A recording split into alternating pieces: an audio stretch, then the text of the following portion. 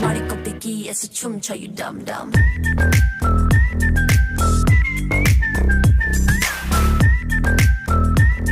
난네 머리 꼽대기에서 춤춰 you dumb dumb. 마음까지 들었다는 내 순간 거기게 되는.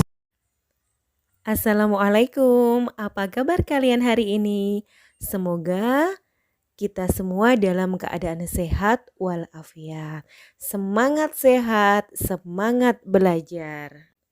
Pada kesempatan kali ini kita akan belajar bahasa Indonesia tentang menelaah penggunaan bahasa pada teks deskripsi. Pada materi ini, kita akan mempelajari kompetensi dasar 3.2, yakni menelaah struktur dan unsur kebahasaan dari teks deskripsi tentang objek. Objeknya adalah sekolah, tempat wisata, tempat bersejarah, dan atau suasana pentas seni daerah yang didengar dan dibaca. Apa saja yang akan kita pelajari dalam menelaah bahasa pada teks deskripsi? Yang pertama ada kalimat perincian. Yang kedua, cerapan panca indera.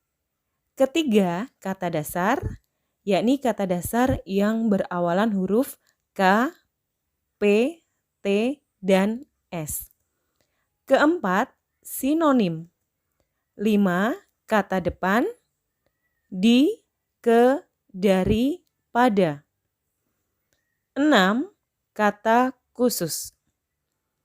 7, kata depan di dan huruf kapital.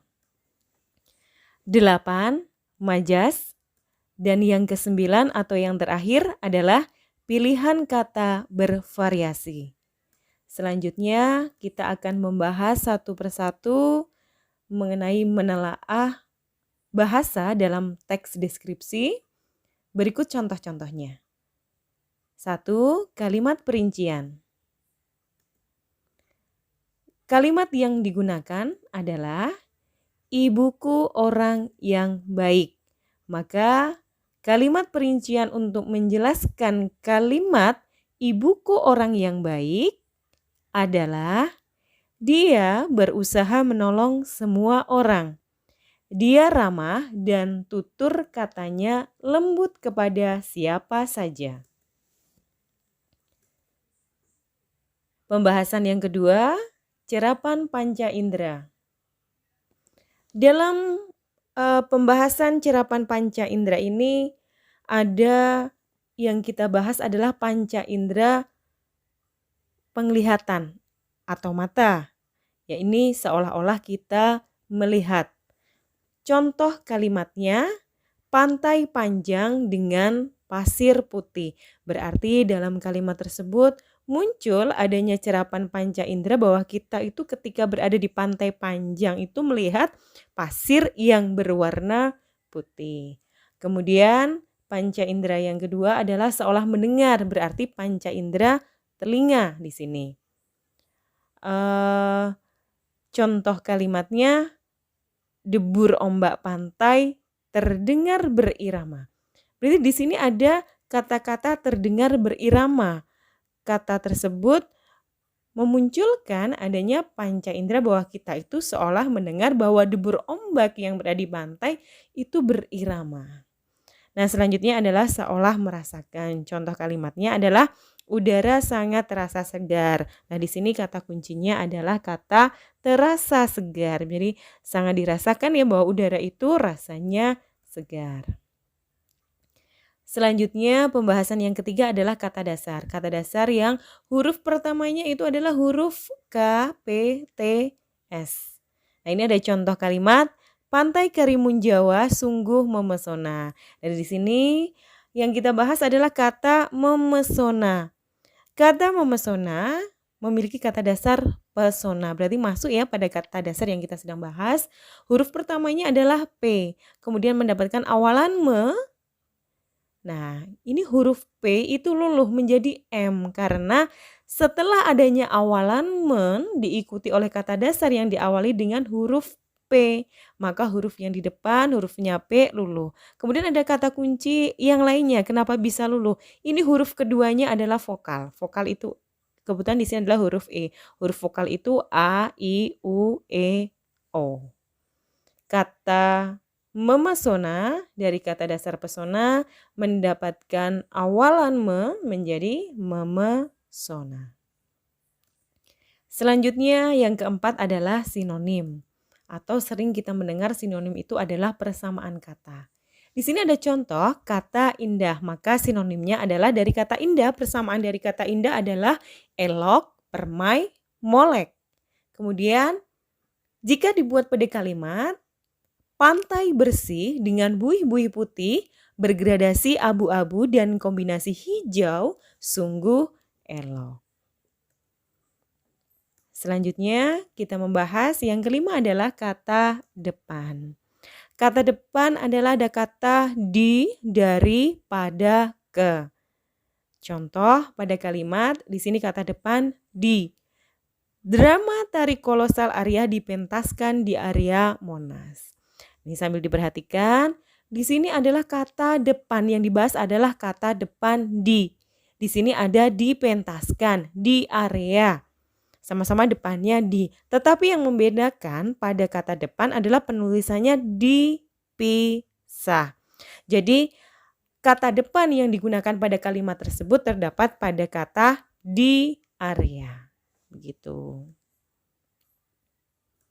Selanjutnya pembahasan yang keenam adalah kata khusus. Kata khusus dari elok, molek, cantik, menawan, menakjubkan, memesona. Ini adalah kata khusus. Nah ini berawal dari kata umum. Kata umumnya indah. Nah ini contoh-contohnya ada elok, molek, cantik. Nah, sekarang kalau kata umumnya melihat berarti kita pembahasannya pada kata khususnya. Melihat itu dengan pandangan. Pandangan itu bisa menonton, menyaksikan, memandang, mengamati. Nah ini secara khususnya. Kemudian yang ketujuh adalah kata depan dan huruf kapital. Nah sekarang kita cermati. Contoh pada kolom tempat. Di Lombok, di Toraja. Kemudian kita bandingkan pada kolom arah. Di bagian barat rumah Tongkonan. Di sini yang membedakan apa? Pada kolom tempat, di Lombok, di Toraja adalah menunjukkan nama tempat.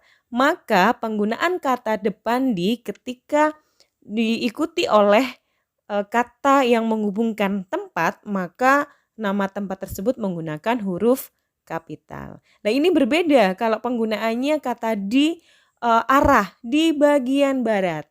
Maka huruf B setelah kata di itu tidak menggunakan huruf kapital. Jadi jelas ya perbedaannya. Selanjutnya pembahasan yang ke-8 adalah mendaftar kalimat bermajas. Nah contohnya seperti apa pada kalimat bermajas yang pertama? Angin laut mengelus wajah. Di sini kata kuncinya yang bermajas adalah mengelus wajah.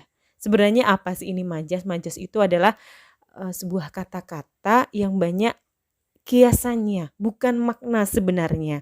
Nah ini angin laut seperti mengelus wajah. Berarti hembusan angin laut ini sangat lembut sekali ketika dirasakan seperti mengelus wajah. Contoh kalimat bermajas yang kedua adalah bagai air mengalir tenang tetapi sangat dalam. Nah di sini ada perbandingan.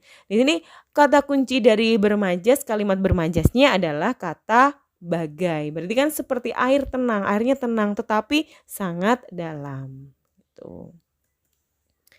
Dan yang terakhir, yang ke-9 adalah pilihan kata bervariasi. Nah sekarang kita lihat ada kata indah, elok, permai, molek. Kemudian dari kata-kata bervariasi itu kita ambil satu kata yang disesuaikan dengan kalimatnya. Pantai, indah, nan, permai. Jadi pada kalimat pantai, indah, nan, permai ini kita bisa membayangkan permai itu indah, permai itu elok, permai itu molek. Seperti itu. Nah, ini adalah pembahasan kita tentang menelaah bahasa pada teks deskripsi. Harapannya kalian bisa memahami pembelajaran kita untuk kali ini. Tetap semangat, semoga bermanfaat untuk kita semua. Sekian pembelajaran kali ini. Terima kasih. Wassalamualaikum warahmatullahi wabarakatuh.